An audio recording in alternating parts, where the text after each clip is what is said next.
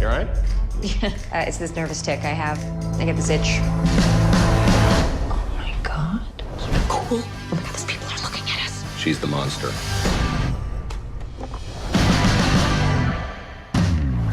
Gloria, a girl dealing with alcoholism, moves back to her hometown to get her life together. Then, accidentally, she discovers that her movements within a park correspond with the movements of a giant monster mysteriously appearing in Seoul, Korea.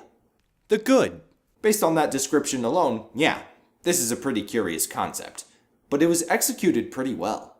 The story is shaped by the way the characters react as they learn more and more about this anomaly. It starts off in the territory of mundane and quirky, and over time it becomes intense and even kind of disturbing.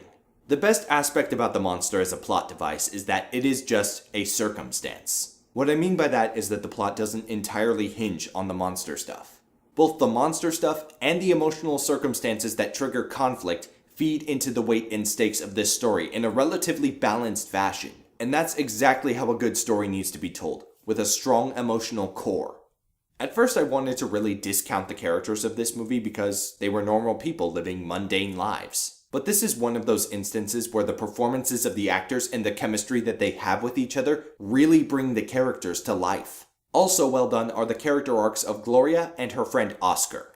As these characters move through the story and learn more about the circumstances that they're in, they evolve in such a way that you are taken from the beginning of the story to the end of the story in a very natural feeling way. The IFFY. The tone of this movie shifts dramatically from beginning to end, and for the most part, it's done well. However, there are a couple moments in the middle of the story where the tonal shift is a bit sudden. Two supporting characters in this movie serve as Gloria's love interests. While they do have a part to play, they don't do much and they're not very interesting, especially compared to how lively some of the other characters are. The bad. The ending of this movie is a little bit quick and emotionally confusing.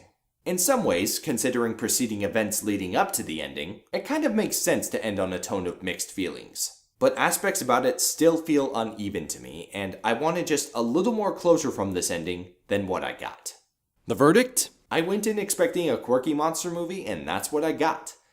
But I also got a bit more than that. This movie was unexpected. In a good way. This is Detective Steve, and whether you can still see it in theaters or you have to rent it, Colossal was a pretty interesting movie, and I think you should watch it.